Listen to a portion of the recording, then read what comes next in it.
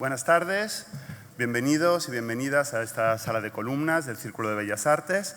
Como director de esta institución, es para mí un placer poder presentar este debate entre Yolanda Díaz y Tomás Piketty. Quiero agradecer en particular a todas las autoridades que nos acompañan esta tarde, entre los cuales se encuentra el presidente del Círculo de Bellas Artes, Juan Miguel Hernández León, y gracias a todo el público que llena la sala de columnas, que también nos sigue desde la sala Gómez de la Serna, que hemos habilitado para el streaming, y toda la gente que nos sigue en streaming desde muchísimos lugares. En este capítulo de agradecimientos quiero agradecer al Instituto de Estudios Culturales y Cambio Social, con el que hemos coorganizado este acto.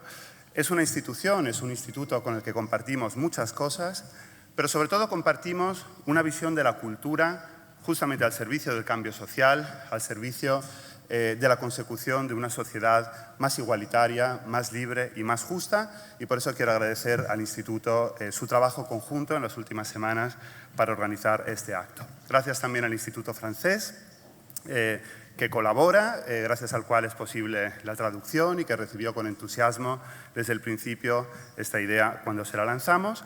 Y gracias por último también a la editorial Deusto, que también colabora haciendo posible la presencia aquí en Madrid de Tomás Piketty con ocasión de la publicación de su último libro en castellano. También evidentemente es de justicia agradecer a los que van a estar de este lado del escenario, a Daniel Fuentes, en primer lugar, por aceptar el reto de moderar este debate. Él es una persona que conoce perfectamente, evidentemente, la obra de Tomás Piketty. Y gracias también a la vicepresidenta del Gobierno, a Yolanda Díaz, que es buena amiga de esta institución, a la que viene con frecuencia y que además no podía faltar en un acto como este, dado que su cartera es de Trabajo y Economía Social, y justamente la óptica desde la que vamos a afrontar las cuestiones de hoy pues es justamente una óptica de economía social. El último y más importante agradecimiento es para el gran protagonista de este acto, para Tomás Piketty, que ya estuvo aquí en el Círculo de Bellas Artes hace 7 años, en 2015, en una fecha de hecho muy señalada, porque fue justo después de los atentados de Charlie Hebdo, recuerdo muy bien esa ocasión. Y en esa presentación, porque en esa ocasión también era una presentación de un libro, quien le presentó fue Miguel Ángel Aguilar, y recuerdo perfectamente las palabras que dijo en aquella ocasión. Dijo: muchas gracias a Tomás Piketty por cambiar el tema de conversación, por poner encima de la mesa la cuestión de la igualdad y la de la desigualdad en el centro de la conversación. Yo creo que ahora, 7 años después, tenemos que seguir dándole las gracias a Tomás Piketty porque nos incita, nos invita una vez más a poner sobre la mesa, en el centro del debate, la igualdad y la desigualdad, en un momento donde este concepto político, esta noción, no está, desgraciadamente, pues en el centro de nuestras conversaciones, frente, sin embargo, a otras nociones muchas veces malinterpretadas, inflacionadas, como por ejemplo la de la libertad. Nosotros en el Círculo de Bellas Artes, como he dicho, creemos en una cultura al servicio del cambio social y creemos que no puede haber libertad sin igualdad y, por lo tanto, tampoco sin justicia social. Por eso también hemos coorganizado con el Instituto de Estudios Culturales y Cambio Social un curso, un seminario, del que este evento es, de algún modo, el evento de lanzamiento, de presentación, un taller o un curso titulado Las desigualdades, una introducción transdisciplinar, que será impartido por 3 brillantes investigadores de Sciences Po en París, Berna León, Javier Carbonell y Javier Soria. Son 3 personas que tengo que decir que en el trato que he tenido en las últimas semanas con ellos, pues solo puedo decir de ellos no solo cosas buenas, sino cosas extraordinarias. Ojalá este acto, ojalá el curso que se desprende de algún modo de él y que empezará el 3 de febrero y que está teniendo un éxito tremendo, tanto en su modalidad online como en su modalidad presencial, como digo, ojalá estos 2 elementos nos ayuden, gracias también a Tomás Piketty, a cambiar la conversación y a poner una vez más en su centro la noción de igualdad. Muchísimas gracias a todos.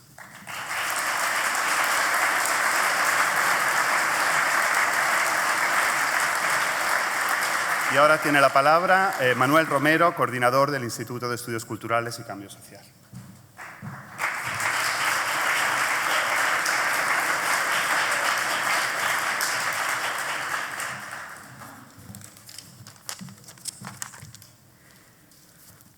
Bueno, buenas tardes a todos y a todas.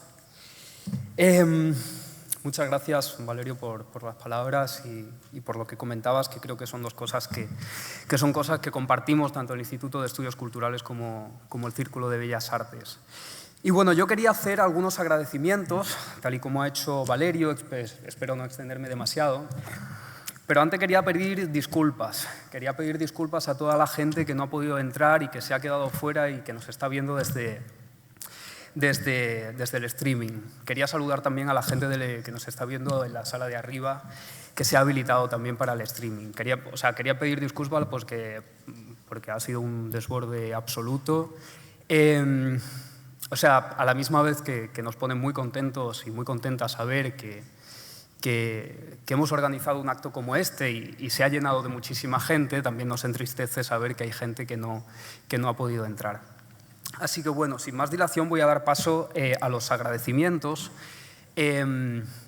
porque este acto no habría sido posible sin todas esas personas y sin todo ese trabajo que hay detrás, ¿no? Entonces, en primer lugar, como no, quiero agradecer a mis compañeros y compañeras del Instituto de Estudios Culturales, sin los que ni este acto ni ningún otro se podría haber organizado si no llegara a ser por su trabajo.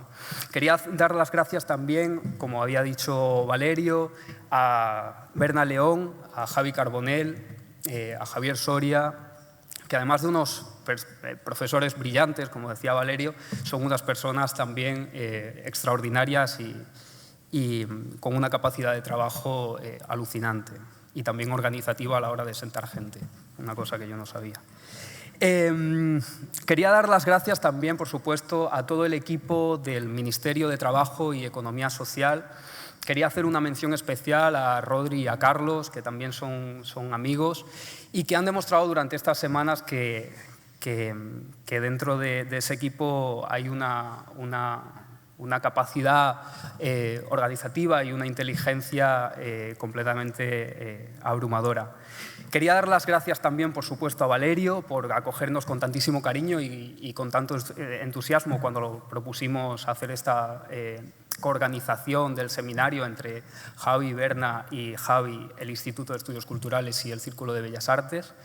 Muchísimas gracias, Valerio. Quería dar también las gracias a Sofía, a Sonia y al resto de trabajadores y trabajadoras del Círculo de Bellas Artes. Muchísimas gracias también, estamos muy agradecidos de verdad al Instituto Francés y a la editorial por habernos facilitado tantísimo el trabajo y por habernos ayudado a la organización de este acto. Y bueno, cómo no, pues tengo que dar, porque estamos eternamente agradecidas tanto a Daniel Fuentes por hacer la moderación del acto como a Yolanda y a Tomás por aceptar esta invitación para hablar sobre desigualdad, que esperamos que como ha dicho Valerio, ayude de alguna forma a cambiar los términos de la conversación, ¿no? Hace cosa de aproximadamente 2 años, ahora por diciembre, enero, nos reunimos un grupo de amigos y amigas que procedíamos de diferentes espacios de militancia, empujados por una preocupación común, que era que veíamos que el corto, pero a la vez larguísimo ciclo político que se inauguró en el año 2011 y que nos ha ocupado toda la década, nos había traído algunas victorias, nos había traído algunos logros, pero también nos había traído algunas derrotas. Y estábamos asistiendo con cierta preocupación al retorno de un clima de resignación, zozobra y otros afectos antipolíticos que estaban empezando a preocuparnos. Estábamos empezando a sentir que algo no iba bien, la gente se iba descontenta a casa. Y entonces ahí fue cuando de esa conversación, de esas reuniones periódicas que tuvimos, llegamos a la conclusión de que nosotros y nosotras no podíamos volver a casa, de que en la medida de lo posible teníamos que aportar nuestro granito de arena para hacer, pues eso, para intentar de hacer del mundo un lugar un poquito mejor, un lugar un poquito más habitable y un poquito más seguro.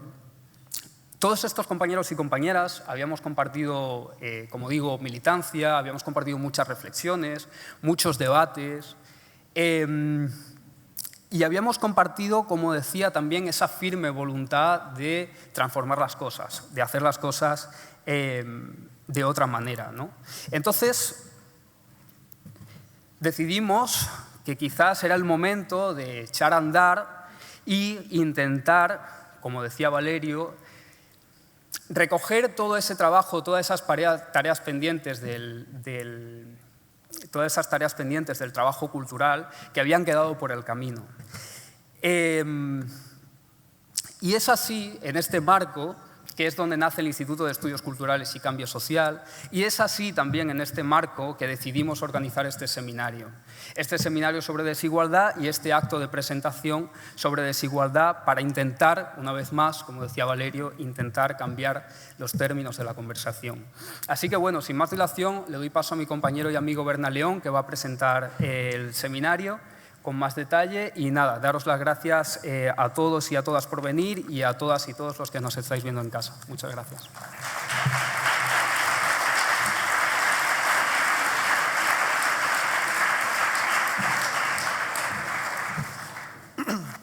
Bueno, yo no agradeceré a nadie más nada, aunque esté eternamente agradecido, porque si no va a parecer una gala de los Goya. Entonces, bueno, señora vicepresidenta, profesor Piketty, amigas y amigos, este diálogo marca el comienzo, como mencionaba Manu, del curso que Javier Carbonell, Javier Soria y yo impartiremos este próximo febrero aquí en el Círculo de Bellas Artes. La desigualdad es, sin duda, uno de los grandes problemas de nuestro tiempo, y los grandes problemas solo se resuelven cuando investigación y acción van de la mano. Thomas Piketty, como el académico que ha situado la desigualdad en el centro del debate público, y la vicepresidenta Yolanda Díaz, que ha logrado grandes victorias sociales en nuestro país a través del diálogo, representan a la perfección el encuentro entre el mundo de la academia y el mundo de la política. Tenemos también la suerte de contar con la moderación de Daniel Fuentes, ex subdirector de Asuntos Económicos de la Presidencia del Gobierno y traductor de la obra de Piketty en nuestro país. Amigas, amigos, nuestros ponentes no necesitan más presentación, así que simplemente les daré un dato que quizá ellos mismos desconozcan, y es que no solamente nacieron el mismo año, sino que además nacieron con apenas unas horas de diferencia. Es decir, que ambos llevan el mismo tiempo luchando por la igualdad, aunque sea desde sitios distintos. Hoy, estos caminos se entrecruzan y dialogan. Sin mayor dilación, Thomas Piketty y Yolanda Díaz. Muchas gracias.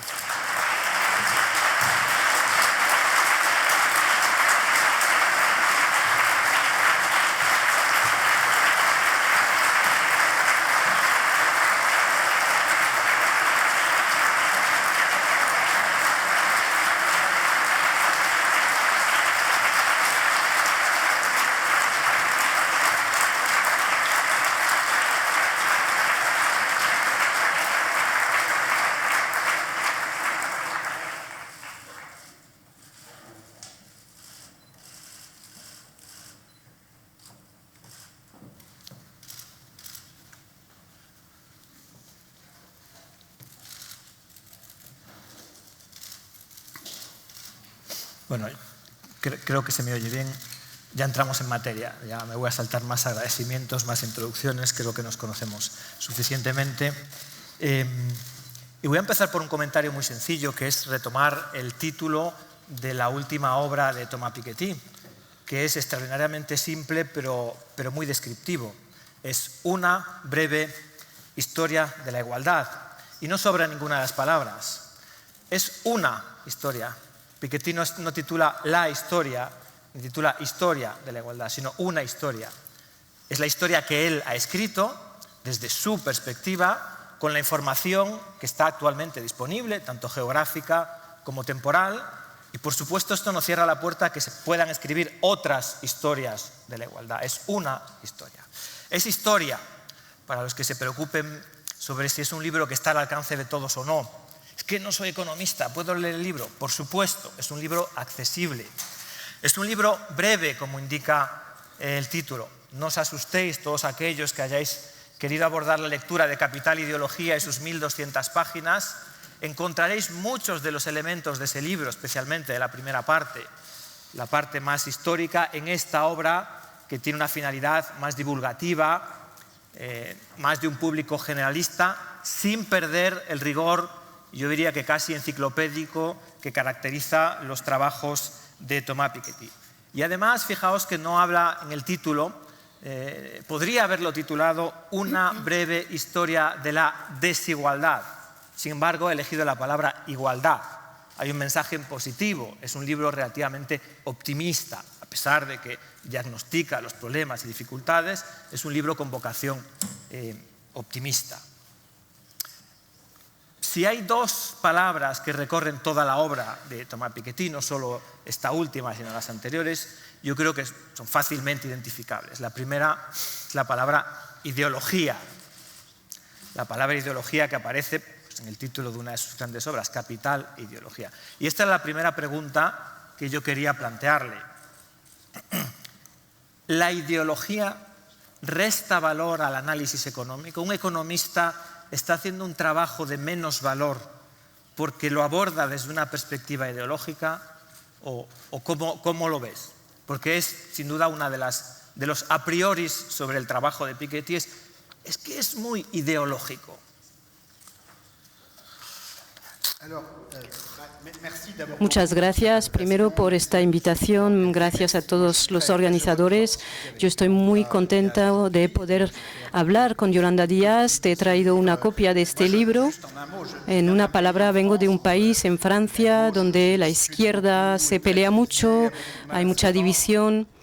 Entonces, llegar a España, donde Yolanda y otros muestran que es posible tener cierta unión entre la izquierda, es algo muy importante y yo estoy muy feliz de estar aquí también por eso.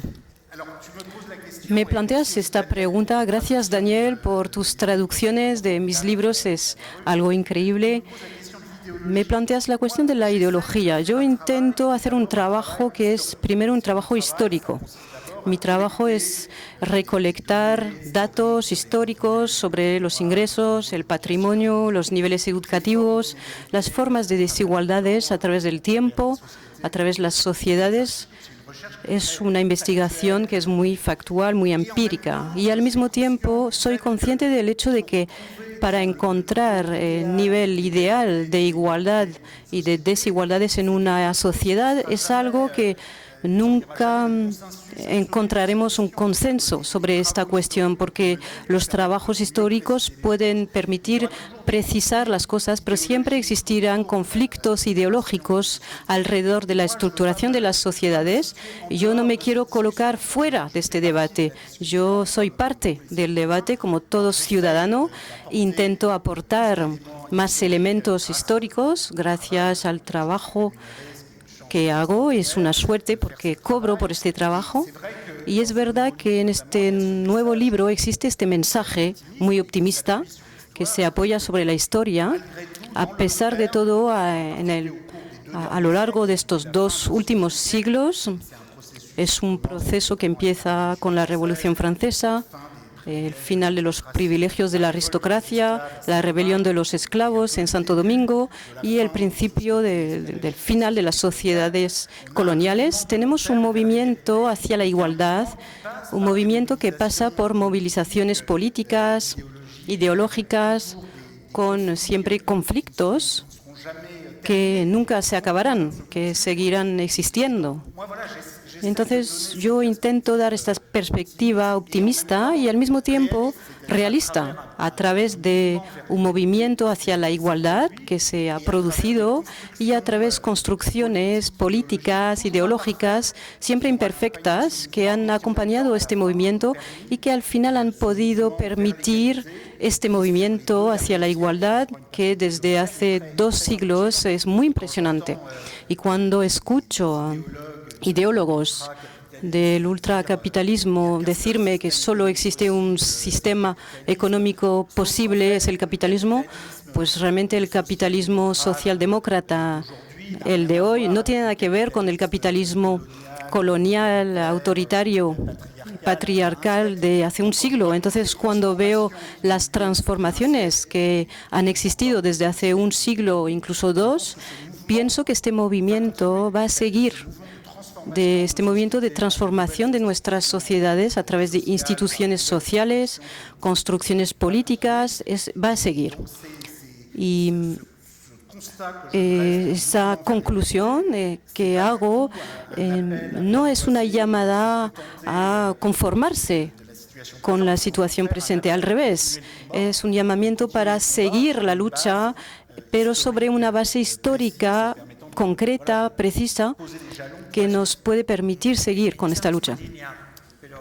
Pero como mujer política que se ve obligada a tomar decisiones, este momento concreto de cómo se está gestionando una situación de crisis económica generada por la pandemia, ¿cuál es el papel de la ideología a la hora de abordar esta crisis? Y la manera en la que se está abordando es una respuesta pasajera, coyuntural, un paréntesis en esa historia de la que hablaba Piketty, o podemos pensar que es la puerta o el principio de algo y que si de alguna manera el paradigma económico predominante desde los años 80 hasta, digamos, la crisis financiera internacional y la crisis pandémica está, no sé si moribundo, pero en cualquier caso muy erosionado, ¿estamos en la antesala de algo que va a nacer o lo que estamos viendo es un espejismo y es algo pasajero? Bueno, en primer lugar yo querría dar las gracias al Círculo de Bellas Artes y al Instituto por invitarme. Es un placer estar aquí y estar con Tomás, un placer a quien sigo, persigo, leo y estudio, como casi todos los que estamos aquí. La pregunta, bueno, creo que es clave, Dani, por una razón fundamental. Realmente lo que estamos discutiendo en este momento, ¿no?, y lo que compartimos, creo, los dos, son proyectos de transformación social y política basada en una herramienta que es absolutamente transformadora, nada más y nada menos, como es la igualdad. Digamos que quizás la lucha, ¿no?, la historia se configura por esa pulsión, ¿no?, entre modelos que han de colocar en el centro la igualdad entre los seres humanos. La experiencia que tenemos en los tiempos recientes, por citar dos crisis económicas, la crisis financiera, que aunque fue durísima, fue más sencilla de gestionar, pues tenía una causa concreta, y la crisis pandémica que tenemos hoy, ¿no?, tienen planteamientos diferentes, sin lugar a dudas. La cuestión que tú formulas es si solamente debemos de tomar medidas que tienen que ver con los avances en la igualdad, y voy a hablar de ello ahora, cuando entramos en una crisis estructural, ¿no?, incluso sistémica, o realmente somos capaces de teorizar que es imprescindible desplegar políticas públicas sin tiempos de crisis. Yo apelo a un proyecto que es en el que me sumaría, es un proyecto de país basado en la igualdad y en el que la intervención pública no solo tiene que estar cuando tenemos crisis. Y me voy a explicar. No se trata, ¿no?, si comparásemos, de discutir, ¿no?,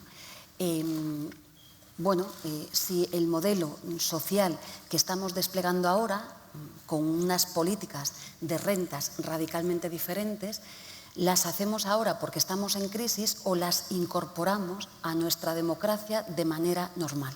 Por una razón fundamental, porque creo que tenemos que hacer balance de la crisis pandémica, ¿no?, y en términos sobre todo económicos y sociales.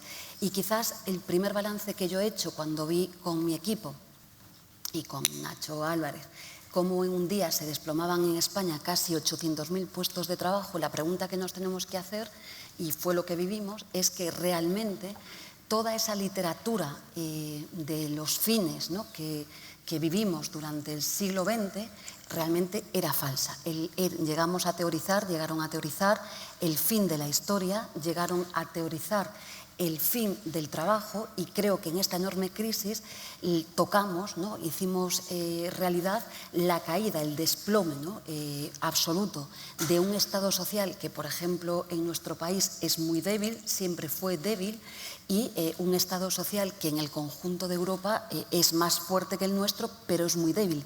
Y curiosamente emergió con una fuerza tremenda algo que los teóricos de los fines, del fin del trabajo y del fin de la historia, nos habían querido invisibilizar. Es decir, el valor del trabajo, que fueron esas personas, los sanitarios, las sanitarias, la educación pública, los docentes, las docentes, las cajeras, las reponedoras, los riders, unas personas que nos salvaron como país aquí y en todo el mundo, pero que nos hicieron por primera vez ver, ¿no?, que todo lo que se estaba teorizando no era verdad, sino que el trabajo es clave como factor de igualación social, pero es que además veíamos la otra cara, que era la enorme desprotección social que teníamos. Veíamos cómo teníamos una economía sumergida brutal a la que ni siquiera éramos capaces de dar protección social, incorporarla a los mecanismos, por ejemplo, de desempleo, o bien sean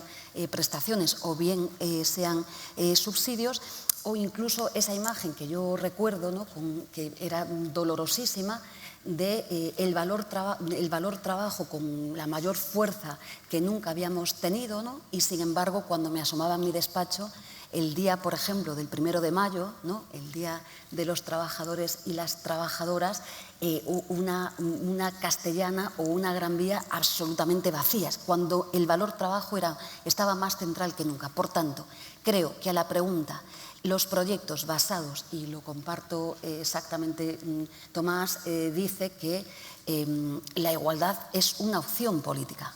Y creo que yo me inclino hacia esa opción política. No es lo mismo que decidamos practicar una política de ERTEs masivos, como hemos desplegado en nuestro país, con ingentes recursos públicos, que además se demostró ser también eficaz en términos económicos, ¿no? No solo, es que esto ahora parece fácil, pero recordad las discusiones que tuvimos en el origen de la crisis, ¿no? Pero creo que realmente las medidas, la emergencia del valor de la igualdad, de la educación, de la sanidad, de las políticas públicas que caminen hacia el pleno empleo, hacia la distribución primaria, ¿no?, y la redistribución después, los cuidados no pueden ser un episodio de esta crisis, sino que han venido o deben de venir para quedarse. Y esto es la diferencia de unos proyectos sobre otros. No es algo coyuntural.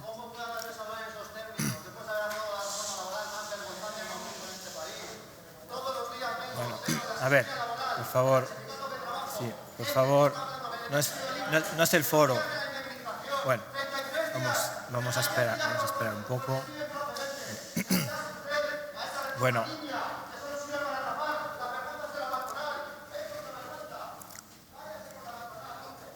Bueno, cerrado el paréntesis, continuamos con la charla.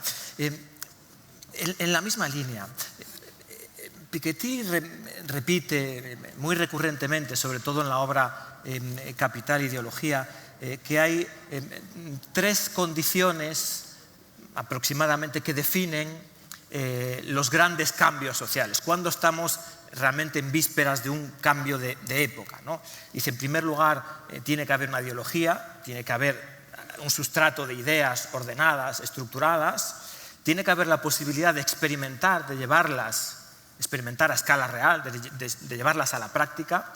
Y luego, tercer factor, un poco cajón desastre, que es el curso de los acontecimientos, ¿no? A veces suceden eventos, por ejemplo, una pandemia, que nadie contaba ni obviamente puede estar planificada, y eso define las cosas, ¿no? Mi pregunta es, ¿se dan ahora mismo estas tres condiciones de sustrato ideológico, experimentación a escala real y el curso de los acontecimientos empuja para que podamos ver el inicio de una etapa distinta a la que hemos vivido desde los años 80 hasta ahora?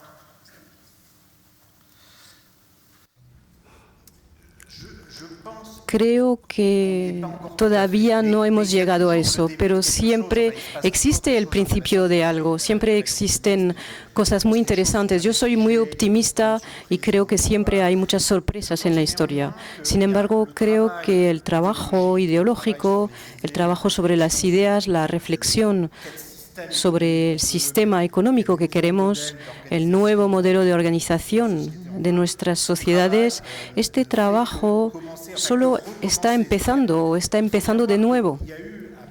A partir de los años 90 y los años 2000, después de la caída de la Unión Soviética, nos hemos parado en la reflexión sobre otro sistema económico. Ha habido una victoria de un modelo de capitalismo, una victoria ideológica que solo ha sido temporal, pero a escala de la historia todavía estamos saliendo de esta fase. Esta salida empezó con la crisis del 2008 y la pandemia de 2020 también podría contribuir a ello. Pero creo que todavía tenemos que hacer un trabajo de reflexión sobre cómo organizar una nueva forma de socialismo. Yo lo llamo así. Creo que tenemos que pensar en un nuevo tipo de sistema económico que permita salir del capitalismo, este sistema de propiedad privada de los medios de producción tal y como existe hoy. Yo intento en mis trabajos, hablo de un socialismo participativo. Hablo de derecho de voto para los empleados en las empresas, empezando por lo que ha existido, es decir, que en el siglo XX ha habido países como Suecia, Alemania, donde los empleados tienen hasta el 50% de posibilidad de voto en los consejos de administración. Los accionistas no están nada contentos. Cuando se impuso después de la Segunda Guerra Mundial no les gustó mucho, pero muchos países como Francia, España, el Reino Unido, Estados Unidos, donde los accionistas pudieron resistir a este movimiento y siguen teniendo el 100% de los votos en las empresas, pero finalmente en Alemania, en Suecia, va bastante bien cuando ocurre así. Creo que podemos ir más allá incluso. Yo propongo que este sistema se extienda a todas las empresas, incluso las pequeñas empresas, y en el 50% de votos restantes creo que teníamos que limitar cuánto un accionista puede tener, como máximo, por ejemplo, el 10%.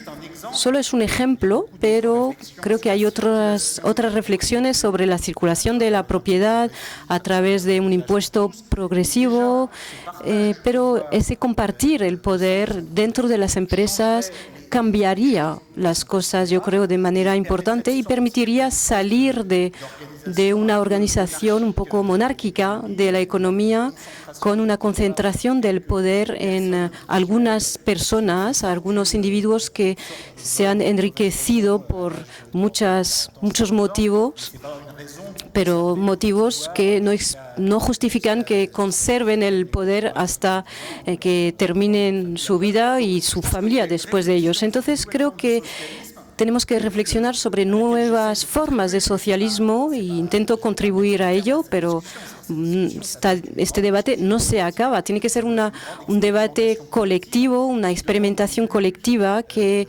necesita luchas políticas y ideológicas increíbles, porque muchas veces hay bloqueos constitucionales. Para compartir mejor el poder hay que saber que no son los cambios de los que hablo. El cambio de sistema es algo que requiere movilizaciones sociales colectivas que pasan por crisis probablemente. Crisis políticas, económicas. En la historia las cosas se han hecho a través de crisis muy violentas incluso. Entonces espero que las cosas puedan ocurrir de manera menos violenta, pero al mismo tiempo espero, si elijo escribir libros es porque creo en los libros y en las ideas, pero en la práctica muchas veces las crisis violentas permiten los cambios. Y para contestar a tu pregunta, creo que todavía no estamos en la etapa de la que hablas. Estamos trabajando en una alternativa, un sistema económico alternativo que ha empezado. Muchos nuevos movimientos políticos han llegado al poder, por ejemplo, en España, o lo vemos en Francia, en otros países. Todo esto contribuye a este renuevo, pero todavía estamos en el principio de esta nueva esperanza. Se me ocurren decenas de preguntas solo a partir de esta intervención, pero yo creo que ya que tenemos la ocasión de tener a la vicepresidenta segunda y ministra de Trabajo y Economía Social, puesto que has hecho referencia a un tema muy concreto, que es el de la cogestión empresarial, cuál es el papel de los trabajadores en el seno de una empresa, yo creo que la pregunta va de soi, ¿no? Sí, desde luego creo que lo que Piketty analiza, ¿no?, doctrinalmente a lo largo de la historia es la gran asignatura pendiente en Europa, en el mundo, pero en España. Y me quiero explicar, ¿no?, porque, por citar, ¿no?, hay algunas personas mayores aquí.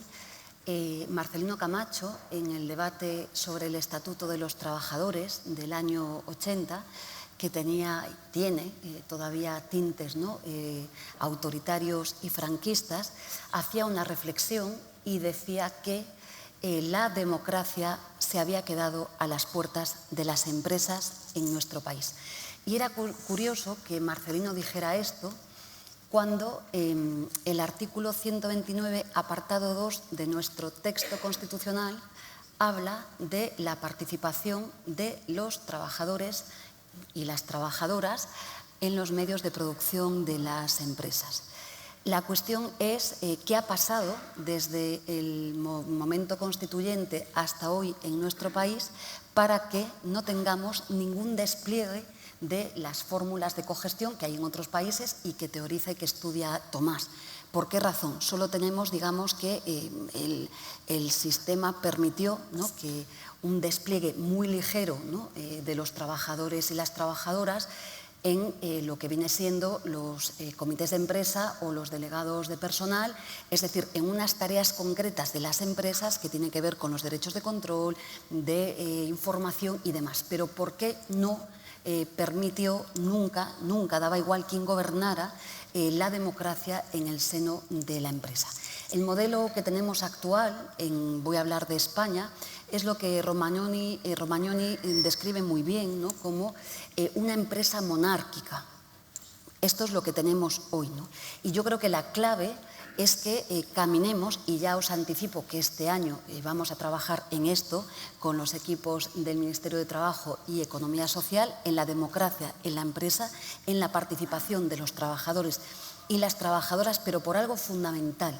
Porque no solamente tenemos que desplegar políticas públicas igualitarias, es que para la transformación social y del modelo productivo que necesitamos en términos de sostenibilidad, pero también en términos de igualdad, necesitamos que el qué se produce, quién lo produce y cómo se produce, en esas decisiones estén los trabajadores y las trabajadoras. Y esto es clave, que lo hagamos.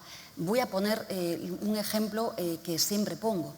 Ante el proceso de financiarización absoluta de la economía, pero no solo, ¿no?, y ante procesos fortísimos de concentración del capital, vemos cómo muchísimas veces las decisiones en las empresas en nuestro país no se toman en atención a los criterios de lo que debemos producir, si debemos de mantener una producción determinada en un territorio concreto porque genera muchos puestos de trabajo, ¿no?, sino que sencillamente se toman decisiones en los consejos de administración apegados, pues, sencillamente al reparto de los dividendos de los consejeros y las consejeras de administración. Esta es la clave, es decir, que realmente se forme parte de la toma de decisión para que podamos describir o pergeñar una sociedad en términos económicos también democrática. Es cierto que en nuestro país hay fórmulas pequeñas de participación en los consejos de administración. En la SEPI de las grandes empresas públicas, voy a citar a una, es Navantia, está aquí, creo que por aquí, nuestro otro economista, Manuel Lago, anda por ahí, forma parte del Consejo de Administración de Navantia, y es verdad que la participación de los trabajadores en estos consejos de administración, como hemos visto muchas veces, incluso con grandes movilizaciones en estas empresas, tiene que ver con la participación de la otra parte de la sociedad en los consejos de administración. También es verdad que el País Vasco tiene algún ejemplo, ¿no?, de participación. Entonces, me parece que la clave no solamente es que tengamos, que es fundamental, ¿no?, políticas que avancen en la igualdad, pero es que para ensanchar la democracia no podemos dejar una parte fundamental de la misma, que es el mundo de las empresas, ajena a la misma. Esto es fundamental, igual que también deberíamos de trabajar con mucho rigor y mucha seriedad en cuáles son nuestros sectores en términos productivos estratégicos como países, cuáles debemos de diseñar, de cuidar y de definir, ¿no?, con otra mirada, ¿no?, lejos, bueno, él también lo plantea muy bien, ¿no?, de lo que es el puro mercado. Esto, claro, ¿por qué en nuestro país el artículo 129, apartado 2 de la Constitución española nunca se ha desarrollado, a pesar de que el tenor literal del mismo habla de lo que habla? Ya os digo que este año vamos a trabajar en estas medidas. Seguramente va a haber un debate interesante. Pido ayuda a todas las personas que estáis aquí, que tenéis mucha luz, porque sé que hay como mucho interés, ¿no? Pero sí que creo que Romagnoni tiene razón, es decir, es una concepción pues monárquica de la empresa, por tanto no igualitaria, por tanto no muy democrática, y en el que pues digamos que es que si ponemos la empresa, como decía él, ¿no?, como un gobierno, pues digamos que la empresa es a sí misma el gobierno y la oposición, y no hay nada más antidemocrático que esto, ¿no? Pero creo que sí que para avanzar en la igualdad, este proceso de cogestión, él habla de socialismo participativo, igual la nominación en nuestro país sería compleja, ¿no?, pero sí que es verdad que aquí camina, es compleja. Ese es uno de los problemas de los traductores, encontrar la palabra que se adecua mejor al concepto. Entre ellas la propia palabra igualdad, porque yo creo que en el concepto francés, en los frontispicios de los edificios, cuando aparece liberté, égalité, concepto más relacionado con la equidad en castellano que con la igualdad en el sentido de uniformidad. Nos está diciendo que todos seamos uniformes, que seamos iguales ante la ley, que tengamos los mismos derechos.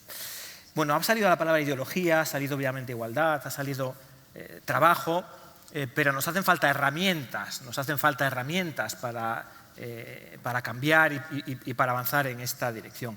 Esta herramienta es la progresividad fiscal, y probablemente uno de los grandes problemas a los que se enfrenta en la actualidad, derivado sin duda iba a decir de la globalización, no tanto de la globalización, sino de cómo se ha desarrollado la globalización, es el problema de la elusión fiscal y de los paraísos fiscales. Un tema en el que Tomás ha trabajado mucho también y que a mí me gustaría preguntarle cómo de serio es ese problema con los datos disponibles a día de hoy. El problema de la elusión y de los paraísos fiscales.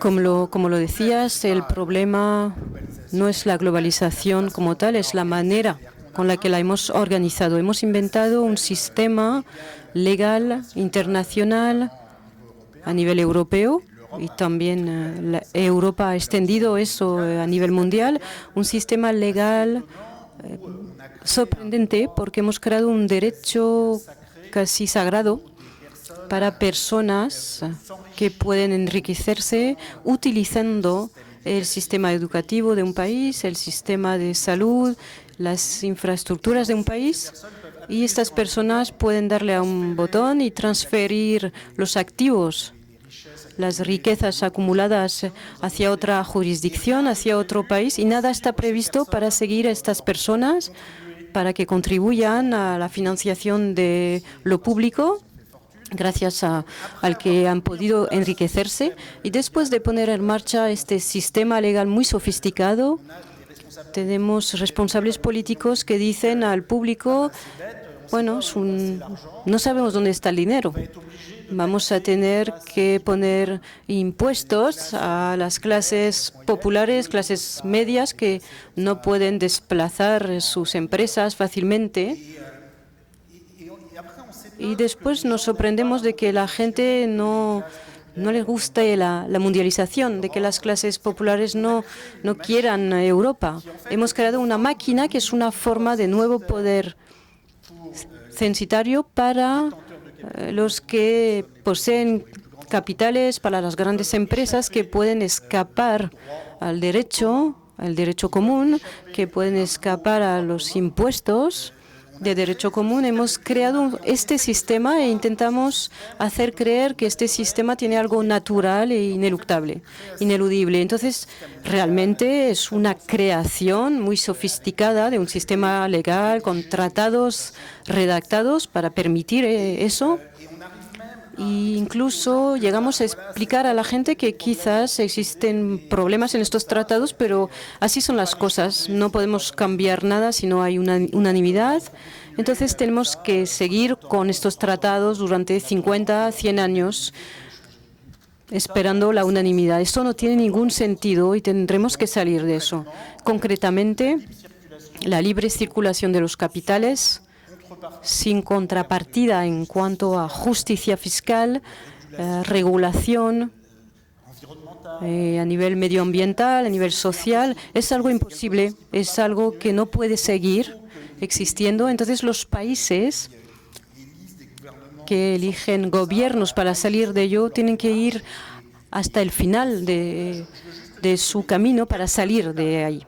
Creo que algunas etapas que se han superado desde hace 10, 15 años para luchar contra los paraísos fiscales, contra la impunidad de las multinacionales, se han franqueado con decisiones unilaterales que venían de los Estados Unidos, que con Obama dijeron a Suiza,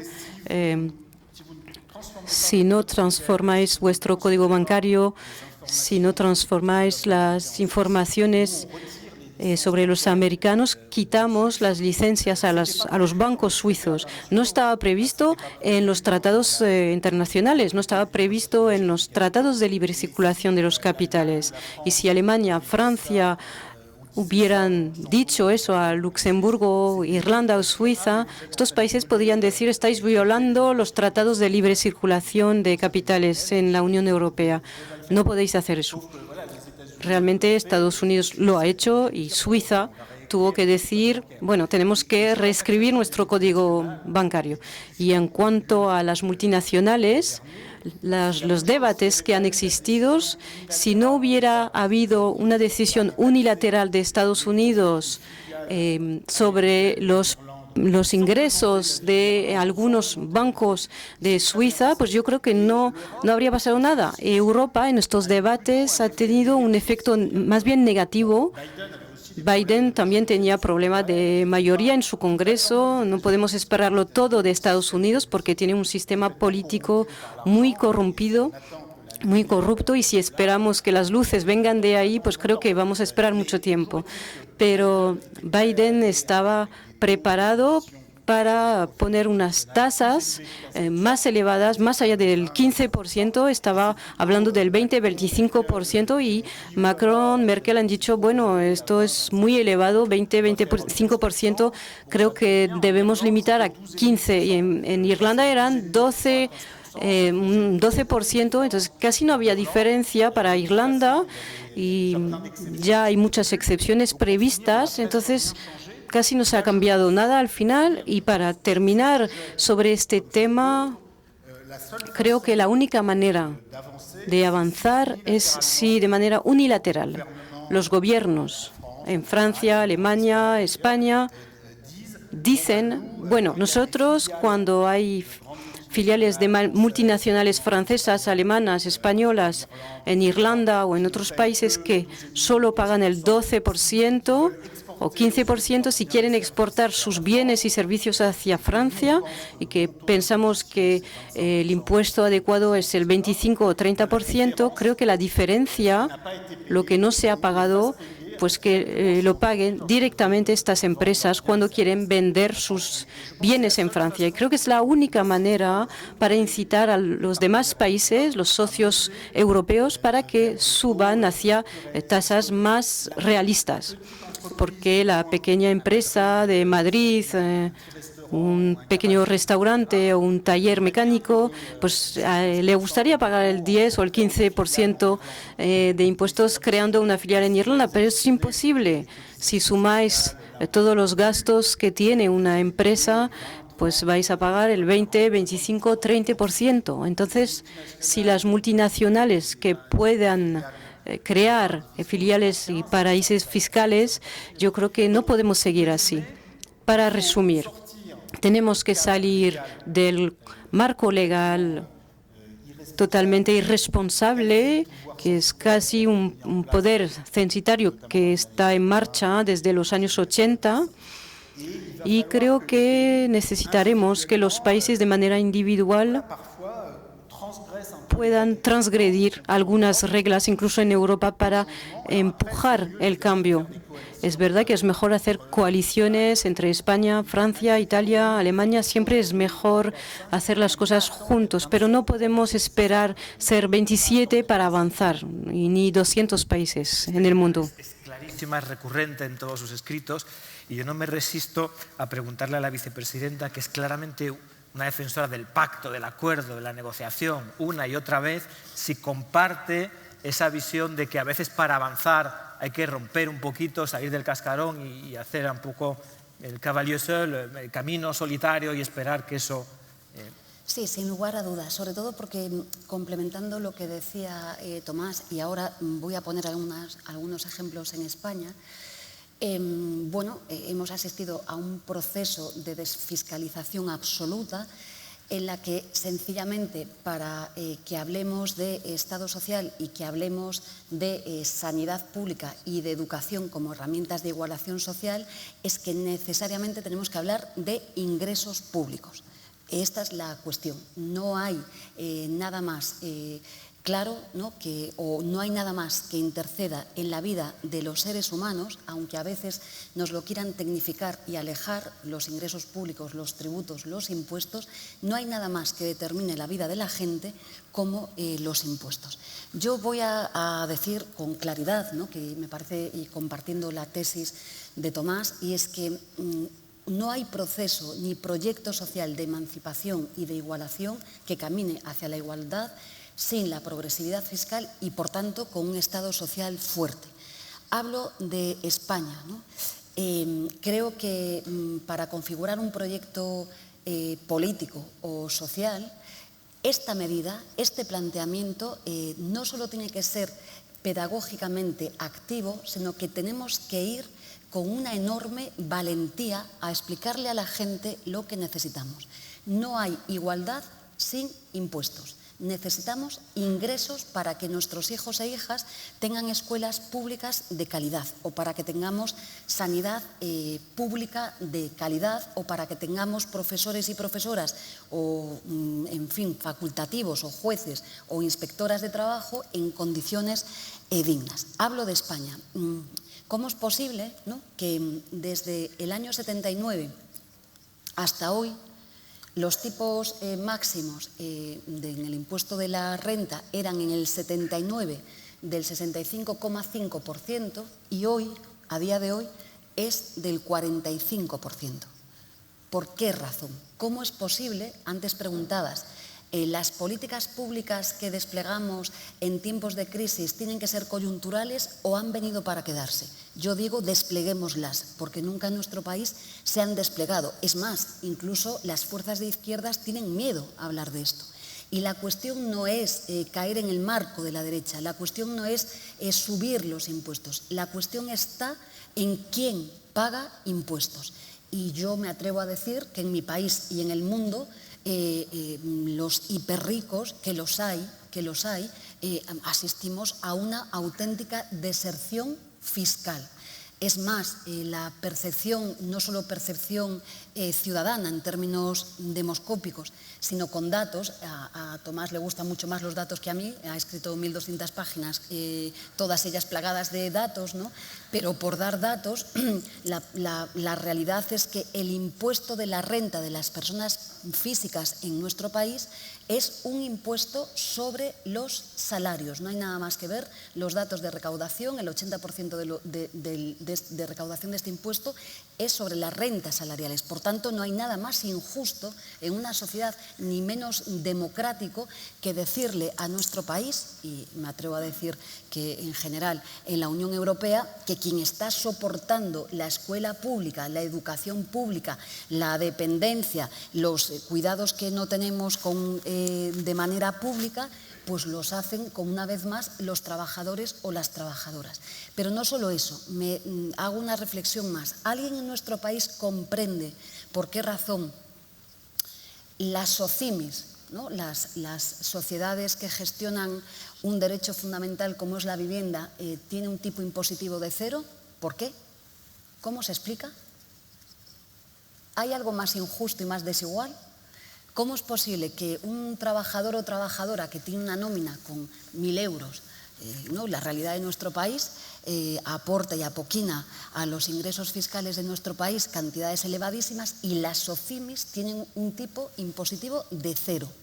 Yo creo que esto la ciudadanía tiene derecho a saber por qué razón, ¿no? Hay muchos ejemplos así.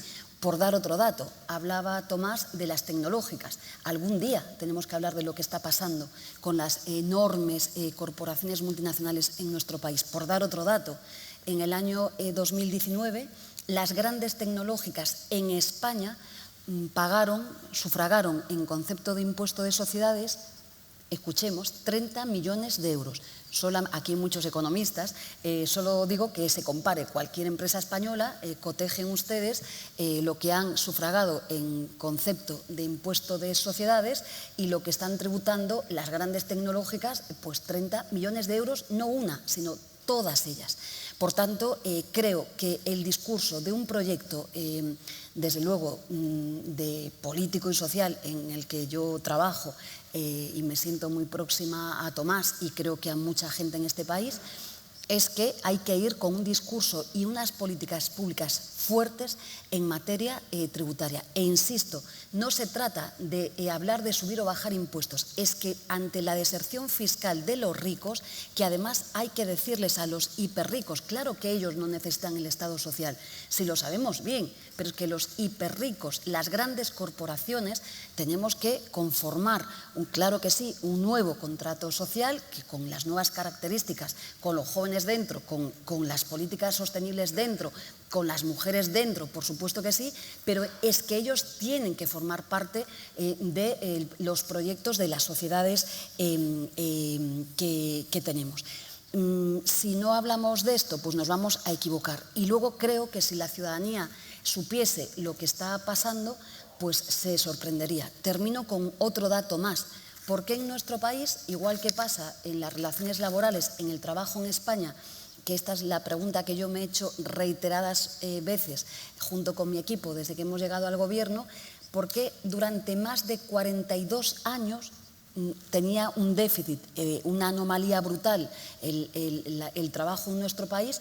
Pero ¿por qué no? En España, en materia tributaria, también tenemos una enorme anomalía. A día de hoy, Dani, estamos a 6 puntos de distancia fiscal con Europa, que como lo tenemos a día de hoy, sería la recepción de ingresos públicos por un importe aproximado de 75.000 millones de euros. Me pregunto yo, ¿por qué no solamente no hablamos de esto, sino no trabajamos con seriedad para también ser europeos en estas medidas?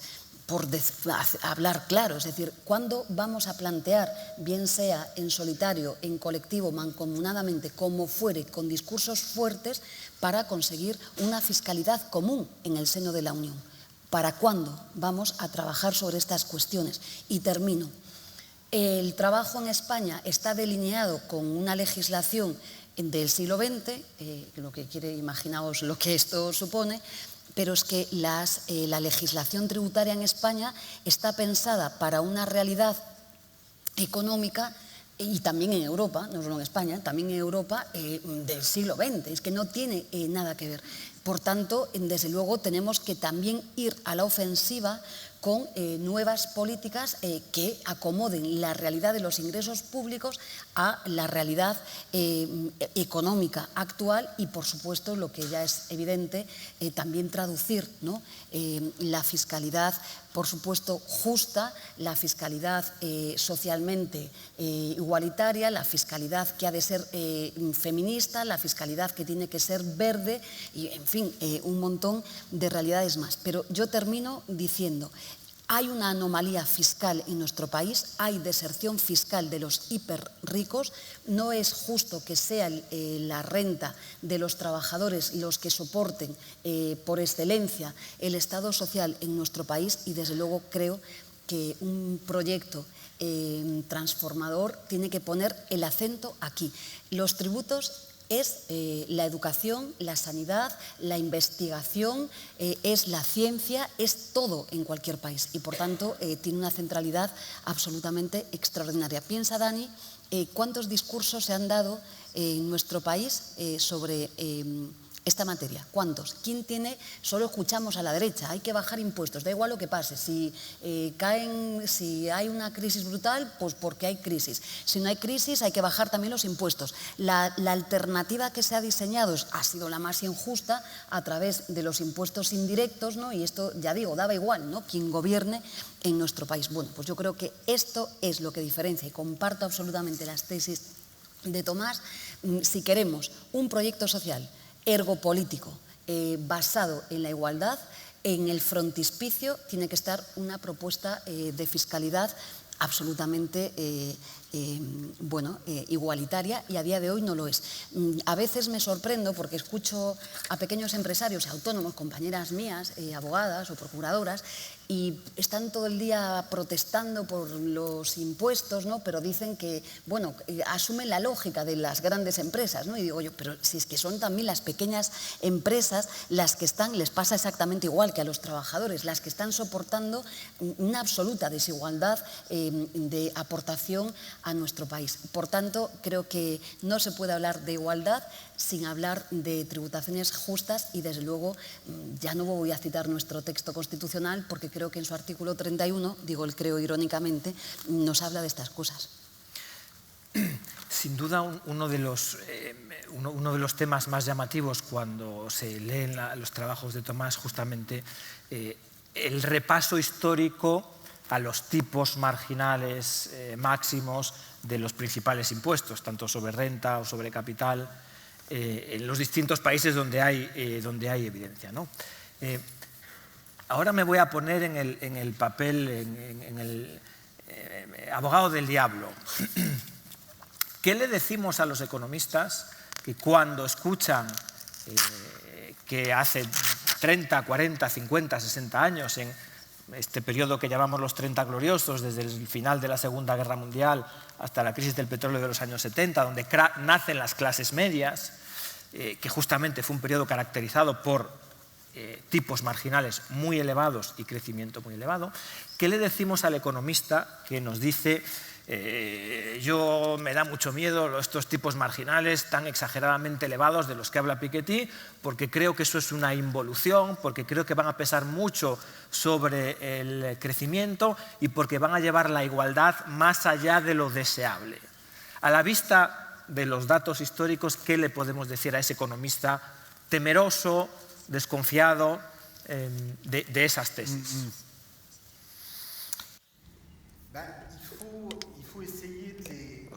Hay que intentar llevarlos hacia los hechos, la realidad histórica. Hay que explicarles, ya que citas la cuestión de los tipos marginales, hay que recordar que en Estados Unidos, de 1930 a 1980, de media, el tipo marginal de impuestos que se aplicaba a los altos ingresos era de más o menos 82%. A veces subió hasta el 91%, bajó al 70%, pero durante 50 años era el 82%. Entonces, parece ser que no ha destruido el capitalismo americano, e incluso fue el periodo de dominio máximo de Estados Unidos en cuanto a avance económico respecto al resto del mundo. ¿Por qué? Porque había diferencias de ingresos de 1 a 1000. Eso no sirve para nada. De 1 a 5, de 1 a 10, yo creo que de 1 a 5 ya es suficiente. Pero de 1 a 50, 1 a 100, eso no sirve para nada. Si examinamos a nivel histórico los hechos, el ejemplo de Estados Unidos en la mitad del siglo XX lo muestra muy bien. ¿Por qué Estados Unidos con estos tipos del 80-90% no han tenido grandes consecuencias sobre la prosperidad? Es que la clave es la educación. La educación, el capital humano. Y Estados Unidos, a veces se nos olvida, pero durante mucho tiempo ha sido líder en cuanto a educación. En los años 50, el 90% de cierta clase de edad iba al instituto, y en la misma época en Alemania, en Francia, pues estamos hablando del 20-30%. Tuvimos que esperar los años 80 para llegar al mismo nivel que Estados Unidos. Luego Estados Unidos fue hacia más desigualdad con Reagan. Sigue habiendo muy buenas universidades, pero el conjunto del sistema educativo es muy inigualitario. Entonces, por eso tenemos un país que también tiene problemas sociales, políticos muy grandes hoy en día. Pero en la mitad del siglo XX y parte del siglo XX, si el país estaba en esa situación de avance económico en cuanto a productividad frente al resto del mundo, a pesar de estos tipos, tenía que ver con estos avances educativos. Entonces, los que no están de acuerdo, les tenemos que mostrar la historia, los hechos, y es difícil porque la historia, bueno, hay gente, si yo explico a Donald Trump que había un tipo del 90% en los años 40 y 50 en Estados Unidos y había mucha prosperidad, supongo que no me escuchará hasta el final de mi frase. Pero bueno, no todos tenemos que llegar al nivel de Donald Trump. Tenemos que compartir esta idea según la que la experiencia histórica, el análisis factivo de la realidad económica es algo que no se debe abandonar a un pequeño grupo de expertos económicos y financieros. Todos los ciudadanos tienen que mirar estas cifras, estas experiencias, para ir en contra de estos a priori, de estas ideologías. Un último ejemplo. Hablábamos antes de que los ultra ricos se escapaban de los impuestos. Eso es verdad. Un ejemplo, el año pasado ha habido una investigación de una periodista del sitio internet ProPublica en Estados Unidos, y pudieron publicar declaraciones de impuesto federal sobre de Jeff Bezos, de los ultra ricos, y mostraron que como impuestos solo pagaban un porcentaje ridículo, creo que el menos del 1% a lo largo de los últimos 10-15 años. Y en Francia tenemos datos que son limitados, pero indican resultados del mismo tipo. No sé en España, pero en Francia las 500 personas más ricas del país entre el 2010 y el 2020, de un total de 200.000 millones, han pasado a 700.000 millones de euros en el 2020. Entonces han pasado del 10 al 30% del PIB en 10 años, es decir, un enriquecimiento del 20%. Algunos ideólogos de la derecha podrían decir, ya, pero han trabajado muy duro. Es verdad, han trabajado mucho, pero un enriquecimiento tal es más que todo el crecimiento acumulado de Francia, y del resto de la población también ha trabajado. Entonces, si intentamos calcular el impuesto que se ha pagado por estas personas, las cifras son imperfectas, pero es entre el 2 y el 3% de su enriquecimiento. Entonces, es casi nulo. Y la conclusión sobre Estados Unidos y Francia, y yo creo que es también el caso en España, es que necesitamos un impuesto progresivo sobre el patrimonio y no solo sobre los ingresos, porque si nos conformamos con un impuesto sobre ingresos o beneficios de las multinacionales, la gente ultra rica consigue estructurar sus negocios para que los ingresos fiscales tengan una fracción ridícula de su patrimonio. Y así es como Jeff Bezos consigue no pagar casi ningún impuesto. El 0,1% de su patrimonio, que es de 100.000 millones. Entonces, si el ingreso fiscal representa una fracción ridícula de su fortuna, no hay nada que hacer. Entonces, tenemos que trabajar sobre esto.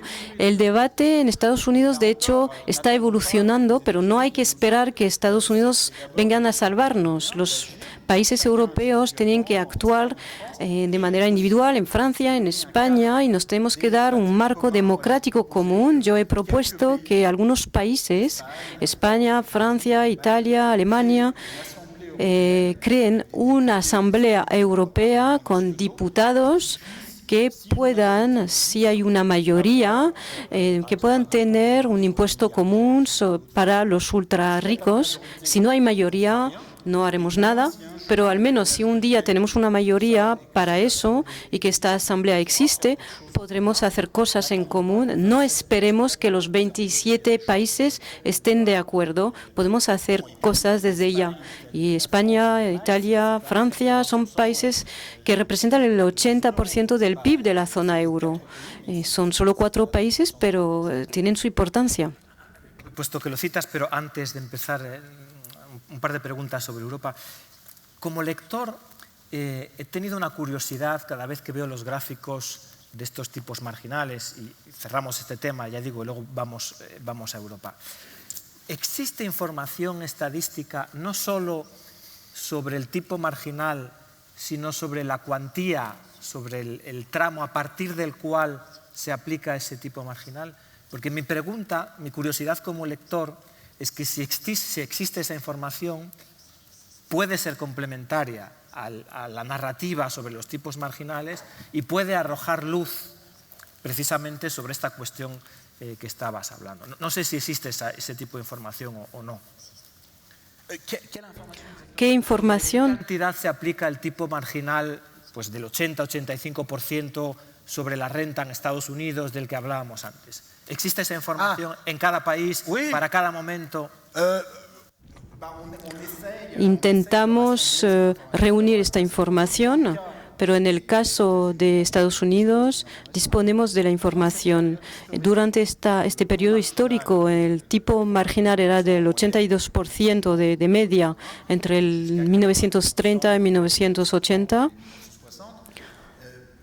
Pues tenemos, bueno, hay una gráfica en el libro que has traducido. Vemos el tipo efectivo pagado por el 0,1% de los más ricos, que representan, si hay 100 millones de personas que pagan impuestos en Estados Unidos, 100.000 personas, y el tipo efectivo alcanzaba el 75%, es decir, que este grupo pagaba un tipo efectivo del 75% y no es el tipo marginal del 90%, porque todos los ingresos pasaban en este tramo, pero era un tipo del 75%. Para resumir, era una realidad.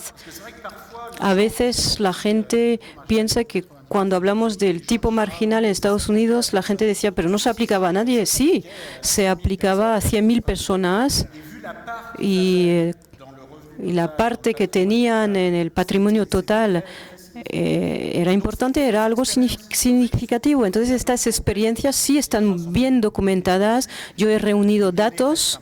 Los datos son imperfectos. Si algunos quieren añadir datos, pues bienvenidos, pero es demasiado fácil solo decir no, yo pienso que no es cierto. No, hay que aportar elementos concretos. Vicepresidenta, ¿cómo queremos que sea la Europa social? ¿Nos gusta lo que hay? ¿Es mejorable? ¿Cómo lo podemos mejorar? ¿En qué podemos avanzar? ¿Con qué estamos satisfechos?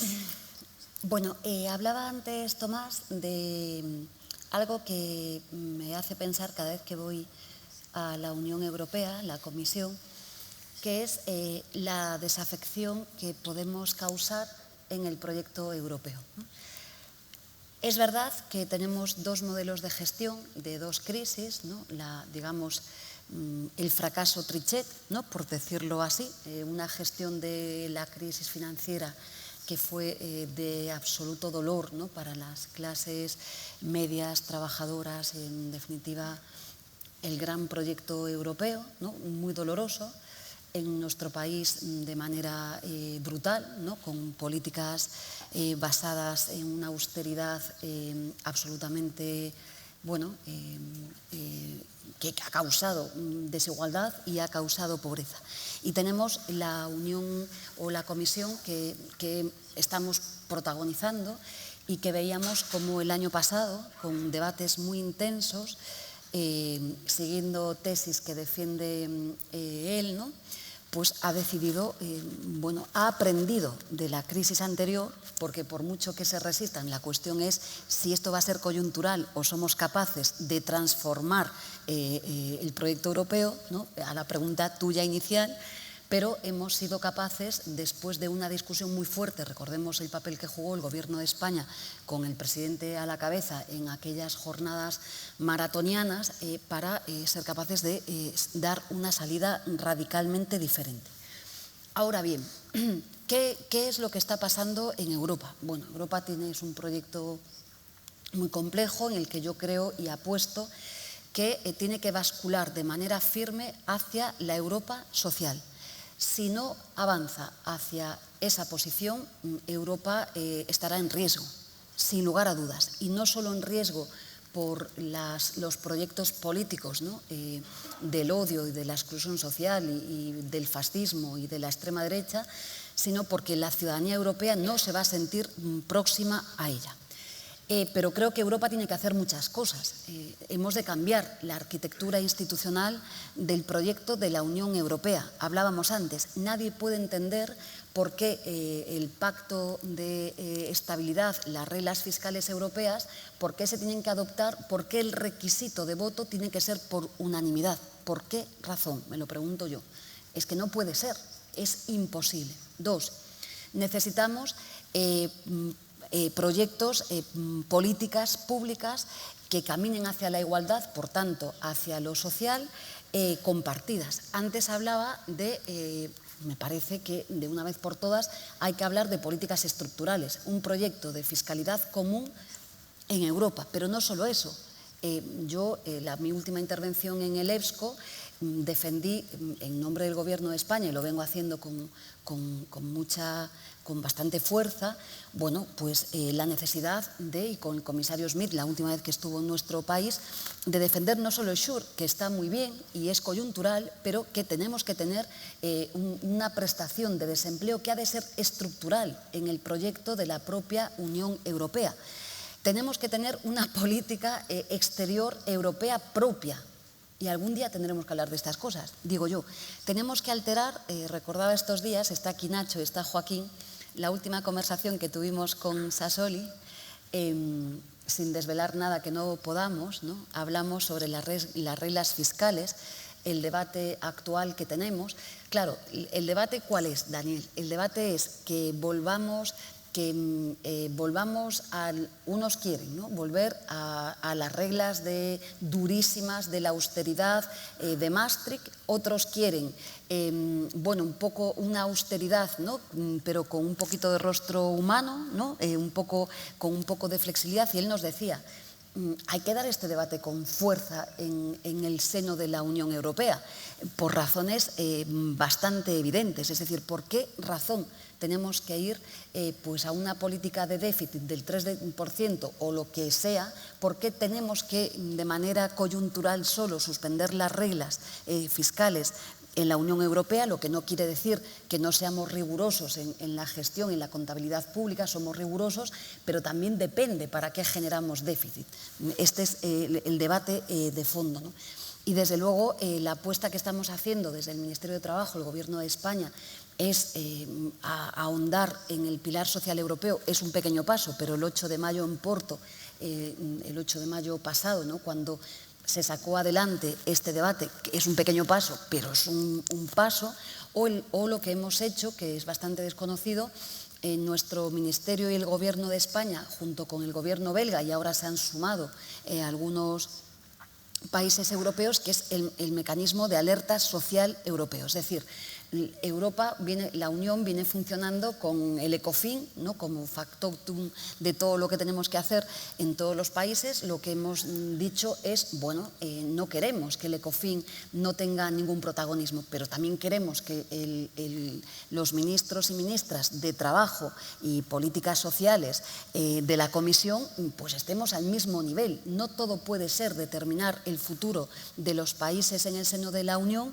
desde la perspectiva macroeconómica, porque el resultado sabemos cuál es. El mecanismo de alerta social europea, en el que le hemos puesto mucha pasión, Pierre y yo misma, y luego se han sumado Italia, Portugal y algunos países más, y ahora se está trabajando en la definición de los indicadores. Lo que decimos es, señalemos en los semestres europeos unos indicadores de carácter social, y los países de manera central tienen que acomodar sus políticas públicas para el cumplimiento de estos criterios de carácter social, no solo las reglas de carácter macroeconómico. Y digo esto, Daniel, porque entre los enormes cambios que tenemos que afrontar de carácter institucional y de políticas públicas, también tenemos que hablar alguna vez, ¿no?, del Banco Central Europeo.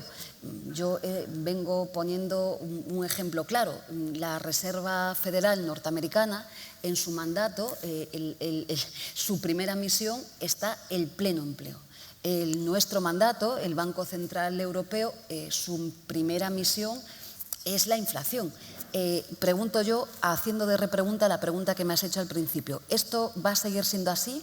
Si no ampliamos el mandato del Banco Central Europeo, yo lo amplío a la política de pleno empleo y añado más a la emergencia climática, obviamente, pues me temo que cuando transitemos esta crisis, sabemos perfectamente, vosotros dos sois economistas, yo jurista, pero sabemos perfectamente lo que va a pasar. Y yo creo que el mandato del Banco Central Europeo, si queremos avanzar en términos y políticas de igualdad, desde luego tiene que ser reformado. Y creo que este debate está siendo ahora mismo en la Unión. Miro para Nacho porque bueno, venimos trabajando mucho en estos temas, y creo que es importante que las gentes que estáis aquí hagamos muchos debates como estos, ampliemos la mirada y también seamos valientes, porque, como decía Sassoli, cuando pase esta crisis pandémica, económica y social, el modelo al que vamos a volver es al de las reglas, al corsé, ¿no?, que tiene causa, ¿no?, de una lógica de una Europa basada en la austeridad o no.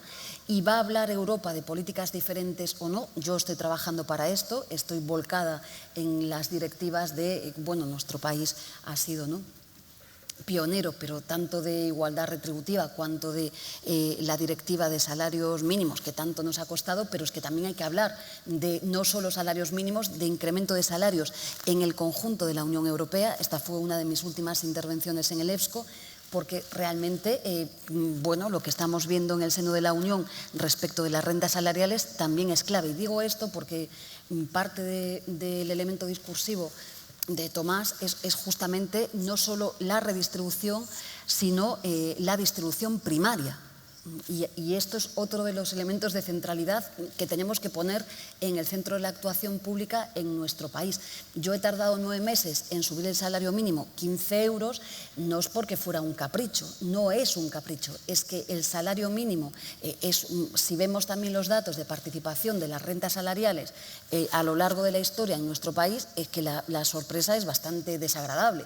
Pero es que es un elemento de igualación social. Solo la subida del salario mínimo en nuestro país, que a veces tanto se cuestiona, primero, que es la herramienta más eficaz para la igualdad y, desde luego, contra la pobreza laboral, esto es evidente, pero ha servido para reducir la brecha de género en España 2,5 puntos y ha servido y ha ayudado a que los deciles más bajos en rentas salariales, que fundamentalmente son mujeres trabajadoras y jóvenes, pues suban sus salarios. Y esta es una enorme herramienta de igualación social. Por tanto, Europa tiene que hablar también de esto. Por tanto, resumo, toda la arquitectura institucional europea ha de ser repensada para garantizar un proyecto que además tiene que tener fuerza, ilusión y compromiso, repensada desde el Banco Central Europeo hasta los mecanismos de votación que tengamos, hasta su política exterior, pero también tenemos que hablar de políticas públicas, porque si no la coyuntura lo va a... Creo que la pregunta que me has hecho al principio ha sido muy inteligente, porque esto es lo que realmente ahora nos jugamos, y yo creo que las gentes progresistas de nuestro país tienen que remar justamente para conseguir lo contrario. En esta misma línea de fiscalidad, de Europa, de reformas, una pregunta muy, muy concreta, Tomás. ¿Qué hacemos con la enorme bolsa de deuda pública acumulada como consecuencia de las dos últimas crisis? A la vista de las experiencias históricas, ¿qué soluciones dentro de las herramientas posibles tiene la Unión Europea para deshacerse de ese legado?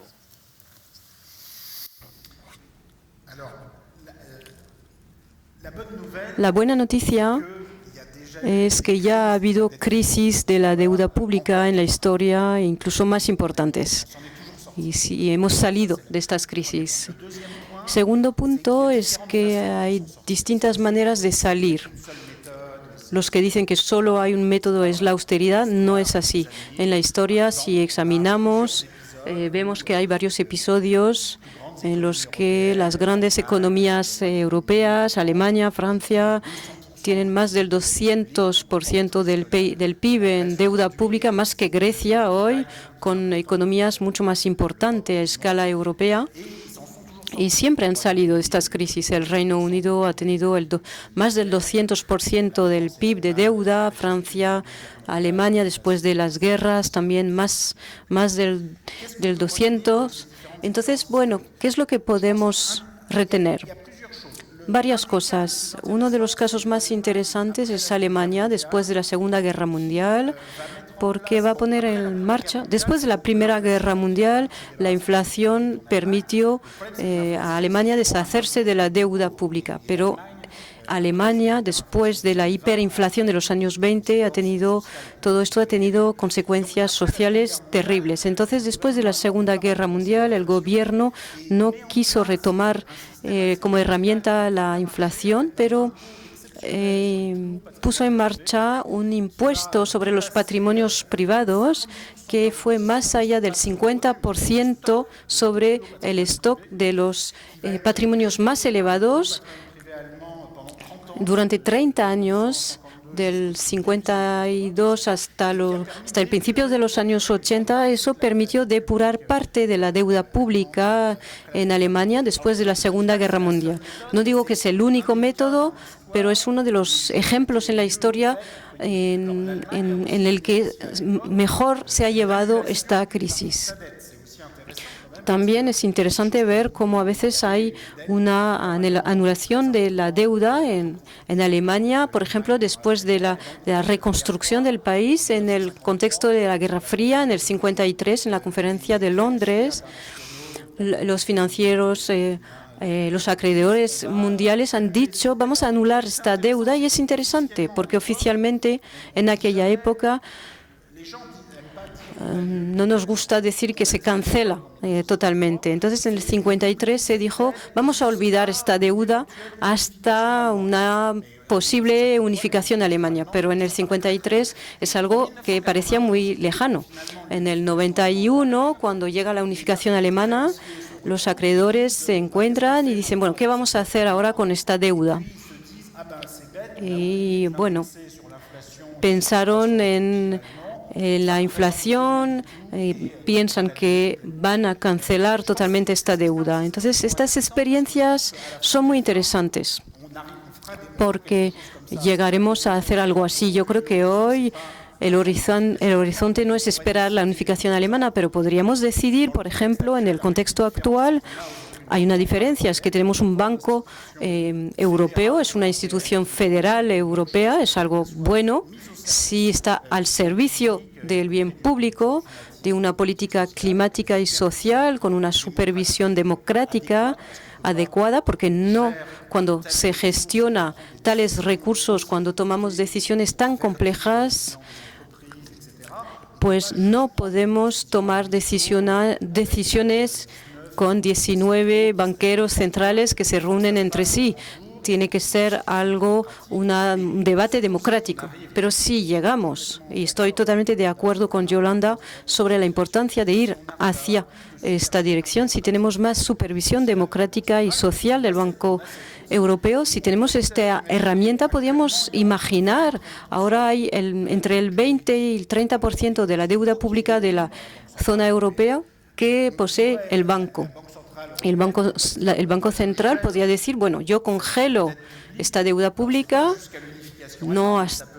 podría ser hasta cuando estemos seguros de que el calentamiento climático pues, se podrá limitar a 1 grado. Yo creo que va a ser, lo hablaremos dentro de 50, 100 años. Y nos daremos cuenta de que podremos cancelar definitivamente esta deuda. Pero esta deuda pública, la que detiene el Banco Europeo, ya podríamos decidir de no contarla en la deuda nacional, porque yo creo que nunca se pondrá de nuevo en el mercado. Y podríamos ir más allá, incluso podríamos tomar una parte más importante. Pero el Banco Central no será suficiente, porque luego podremos tener un principio de inflación igual en Estados Unidos y en Europa empieza a existir y tenemos que levantar el pie, tenemos que frenar la creación monetaria y tenemos que volver a este impuesto sobre los patrimonios más elevados, como lo han hecho otros países europeos, no solo Alemania después de las guerras mundiales. Hay una contribución de estos patrimonios privados más elevados para financiar la reconstrucción de Europa. Europa se ha reconstruido después de la Segunda Guerra Mundial sobre el abandono de una economía ortodoxa y una economía y unas finanzas muy ortodoxas para poder deshacerse de la deuda pública. Si no se hubiera hecho todo esto en los años 50, si tuviéramos que haber devuelto esta deuda, pues yo creo que si no se hubiera tomado todas estas medidas, todavía estaríamos pagando intereses de esta deuda antes de incluso de 1914. Menos mal que hemos tomado estas decisiones hacia la reconstrucción. Entonces, hoy está el calentamiento climático, hay nuevos desafíos y tendremos de nuevo que tomar decisiones innovadoras y creo que necesitamos más que nunca un marco democrático en Europa y creo que el marco institucional actual con el Parlamento Europeo no es suficiente. Necesitamos una Asamblea Europea que reúna los diputados de los parlamentos nacionales, porque los diputados nacionales para mí representan algo esencial para la democracia. No podemos seguir sin trabajar con los diputados nacionales. Tenemos que crear esta asamblea, quizás con menos de 27, con los países que van a querer avanzar con nosotros para enfrentar estas cuestiones muy complejas como la deuda pública, que son cuestiones, la Revolución Francesa también tenía que ver con la deuda pública. Entonces, eso puede hacer explotar muchos gobiernos. Y yo creo que si sacamos experiencias de la historia, creo que podemos encontrar soluciones innovadoras. Fuerísima de tiempo, a mí me encantaría seguir esta conversación con muchísimas otras preguntas, pero creo que ya no podemos, tenemos que poner fin a este evento. Esperamos que lo hayáis disfrutado, que os haya gustado. Os agradecemos vuestra presencia y finalizamos aquí la sesión. Gracias.